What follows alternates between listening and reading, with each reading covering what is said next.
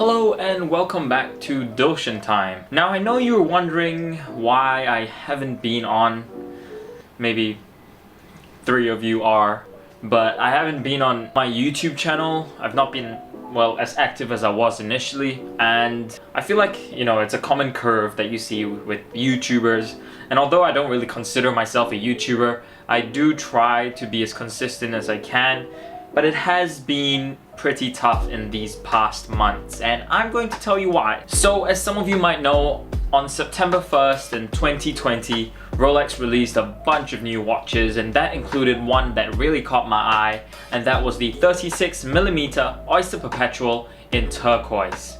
Now, as some of you might know, turquoise is probably my favorite color. And so when I saw that watch, I knew I had to get it. So within the first week, I was down at my AD and I was like, hey mate, give me that watch. So I got myself on the list and I just kept waiting. And in the first few months, it was alright. Up to December, I was like, I'm turning 21. Is there anything you can do? And he was like, yeah, I'll try. And I'm pretty sure he did, but he couldn't make it happen. And then obviously my dad gifted me his Explorer, which was a huge thing for me because it was my birth year as well. It's from my birth year as well, so that was awesome. Christmas was fine, and then it started to get to January, and I was asking him. I was in almost like once every couple of weeks, and then I started giving myself and the AD some distance, so I started going in once a month, and it was up to March, and I was like, mate, it's been 6 months. I understand they're hot watches, but it's still an Oyster Perpetual only. Do you know what I mean? It is just the most generic, most basic Rolex. It's the entry-level Rolex. It's supposed to be the first Rolex you get on your journey to Rolex. So I asked him, like, honestly, because by this point we were pretty close. So I did ask him, is there anything I can do to, increase my chances of getting one of these? And he told me it would help if I had a purchase history. Now I know this might trigger some anti-Rolex people out there who are like, oh, Rolex shouldn't be having wait lists, they should be selling watches. I'd rather take my money to someone who's willing to give me what I want. And I understand. It is frustrating, it is shocking to some people, it is unprofessional, but I do understand that Rolex do produce a lot of watches, and it's not the fault of Rolex. It is the fault of the grey market dealers who are buying up all these watches and then just keeping them on their window for double, triple retail price, depending on which Rolex model we're talking about. So for him to come to me and tell me that a purchase history would help, I thought, fair enough. He's being honest with me. He's letting me know, like, after all these months, like, it would help if I bought something. So I was like, okay, so what should I get? And he was like, you can start with Tudor. And I was like, yeah, alright. He didn't push me to buy anything with diamonds or anything with like unnecessary gold or rose gold or anything like that. He was just like, pick up a couple of Tudors. It will help if you have a history. And I was like, okay. So I bought 4 Tudors. I bought a Black Bay 36. I split the cost of that one with my brother. It was sort of like a gift from me to him to commemorate his first year of national service being completed. That was in February. And then I think a week later, I purchased a Tudor Royal for myself. That's a really nice watch. I love that watch. And then after that, I purchased a Bronze Bay for a good friend of mine. And then I bought a Tudor GMT. So 4 watches, a couple of which were pretty highly sought after. I had to wait a little bit to get even some Tudors, but by the end of the 4, I was like on my last breath, and I was like, I have to get this watch. I need it.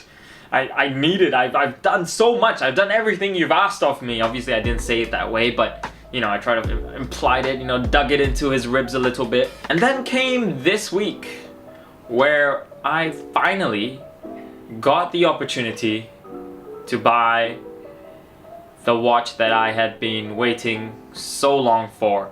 Obviously, to justify and to sort of balance my accounts for the Tudor purchases, I had to get rid of quite a lot of watches from my personal collection, some of which, those of you who know me would know that it wasn't easy to let go of some of these, but I had to do what I had to do. And that is the annoying thing about Rolex. It is the annoying thing about the world we live in.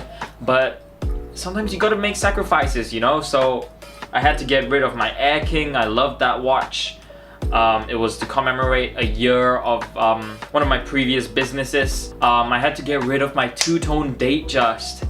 Now that one was a sad one because I bought it on my 19th birthday and my mom bought it for me, and then I spent the first year of my national service paying her back using my allowance. But obviously when I sold that watch, it was sad, but I told my mom, you know, there's gonna be many watches down the road, and obviously I gave her cut back to her because she did deduct about $600, I think, from the cost of that. So I paid her back $600 less because she said it counted for 2 birthdays. So my 19th and 20th birthday present flushed down the drain. I get nothing now. In fact, my mom profited off it, but I had to get rid of that. I had to get rid of both of my 6694s. Now that was sad because I had to get rid of my first Rolex. My first Rolex. It wasn't easy, but I got rid of it, the black one. I'm not sure, if those of you who watched my 6694 review video would know the black 6694 was my first 6694, but I got rid of it and it did hurt a little bit, but oh well. And then I had to get rid of my white 6694. Now this 6694 was one of impeccable condition. I will never be able to replace it, and it hurt. It hurt. It hurt. And during this, you know, process where I was like rinsing my entire watch collection and buying in Tudors, I just felt sad, you know, because I was like, you know, what if I don't get the watch I want? And so I rinsed my collection. I got rid of everything except, of course, for the 1999, my birth year Rolex Explorer. I will never sell this. I would never. This was a gift from my dad for my 21st birthday. And how I can't even think about selling it. Definitely not. But yeah, I rinsed my collection, got rid of everything, and in this process, you know, yeah, I was sad because I basically had no watches. I had to shuffle between, well, my Explorer and the Tudor Royal, and it was sad. I sold my Seikos, I sold my Seiko knot. Some of you might know what that is, the Seiko knots, the Seiko Datejusts. Anything with a little bit of value went out the window, and that's why I didn't make any content, because I was selling everything. I sold my salmon Seikos, the ice blue Seikos, everything that I loved, out the window, shipped overseas, gone, lost at the arms of a new owner. And of course my Omega Spitfire, the CK2292, that was a tough one to swallow, but it went to a good guy. I know a lot of these watches went to great guys. I told them, you know, this is coming out my personal collection. If you ever want to sell it, let me know and I might buy it from you depending on the situation in the future, but you know, enjoy it, take care of it. And I sold to genuine buyers, even the white 6694. I sold it to a good friend of mine, my boxing coach, Eric.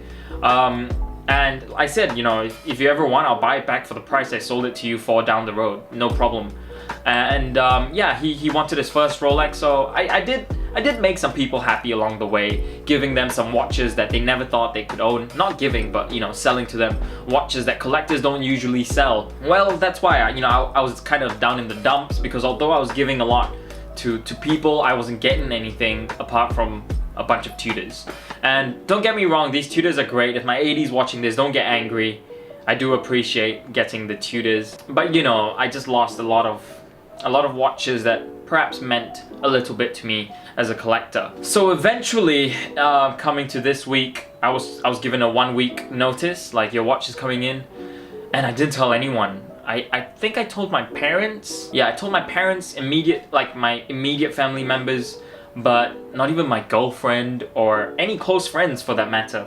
And then this morning, I woke up feeling more excited than I've ever been for anything in my life. I got my mom, I told my mom, you know, get ready, we're going, and we went.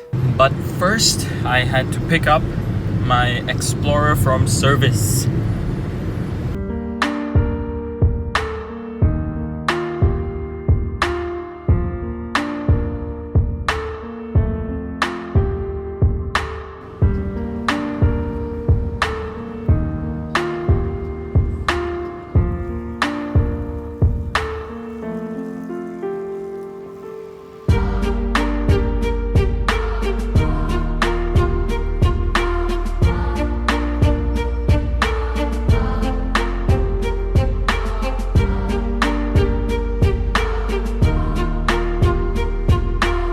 So I walked into Rolex wearing a Casio, and then the AD had to remove the stickers. They had to resize the watch for my wrist. Honestly, if they just gave me the watch and said, here, take this, where we're keeping the box and everything, I wouldn't have given a crap. I would have been like, thank you, and out the door I went. After waiting all this time, you know, I couldn't care anymore. All I wanted was the watch. That's all I wanted. I'm never gonna resell this. I don't think I'll take the profit and all this rubbish. I'm not doing that. This watch stays in my collection for eternity. I'm making a stand right now, just like I did with my Explorer. I don't think I'll ever sell this because I really wanted this so bad, and I had to get rid of so many watches from my own collection that, nah, I love it too much. I do.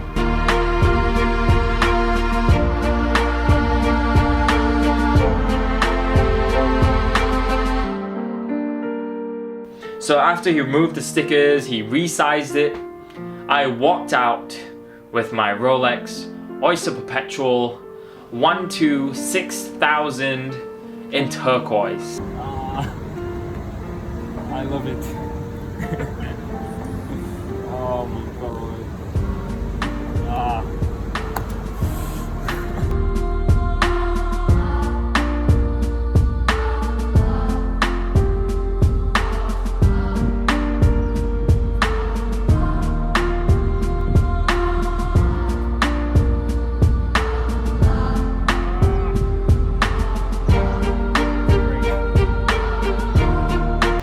So we took some photos, videos outside just to celebrate and pose, and I'm so happy. I finally got the watch that I've been waiting for. I don't know what else to say. I can't believe it. Yeah, my mom was with me and she was great. Mom, I love you. Thank you so much for following me. But yeah, I just want to give a shout out to a few people. Shout out to my parents. I think they raised me up very well. From the age of 17, once I started, you know, getting into watches, I told them I don't want any allowance because, you know, I'll flip watches and learn about them as I do, and I don't want to have to depend on my parents. So they did really well with me by, you know, sort of not babying me for that matter. So yeah, shout out to them. I think that they're great. They really made me push myself to, you know, trade with watches. Hardly trade, it's more like a personal buy and flip and experience sort of thing. Shout out to Uncle Jit. Jit, if you're watching this, none of this would have been possible without you. The amount of watches you helped me sell, I am ever grateful for it. Thank you so much. I honestly mean that. I would not be wearing the watch of my dreams if it weren't for you. So Uncle Jit, thank you so much. I would like to thank Sukdesh and Ayusha. I don't think either of you will be watching this video, but if you are, thank you so much, because without you I wouldn't have been able to, you know, get in the watches. Some of them were really rare as well, so for you to get them and send them to me, for you to source them for me and, you know, ship it to me, whatever it was you did, thank you so much. Melinda, thank you so much. Of course, you did that as well, and a lot more motivation, and you pushed me to be the best I can be, so thank you very much. So right here I stand wearing the watch of my dreams. I'm not sure if it'll focus. There we go. But yeah, this wouldn't have been possible without so much help.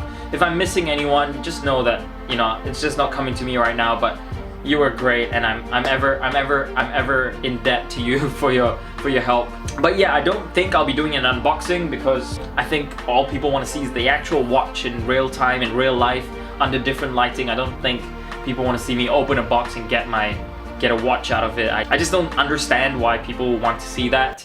Obviously it's different for the Seikos, but for the Rolex, you know, then I have to blur out serial numbers and stuff, and it's just too much work. At this point, I just want to enjoy my watch, which I pushed so hard to get. Yeah, I'm really happy. I'm really happy. I love it. I'm gonna do a photo shoot. You know, you'll see this on my Instagram. If you wanna see more pictures, check out my links in the description below. And yeah, I'm off to celebrate and enjoy my new watch. So, thank you very much, and I will start posting a lot more. I promise I'll start posting a lot more. For those of you who want to see watch content, I will start posting a lot more. I'll probably do a rundown of this watch in a separate video, getting into the nitty-gritty details of it. But for now, for this video, you know, I just wanted to share my story of how I got it and what it took and what I had to do and why I haven't been posting recently. And I love this watch, so I'm gonna go and enjoy it, and I will see you in the next video. Till next time, take care.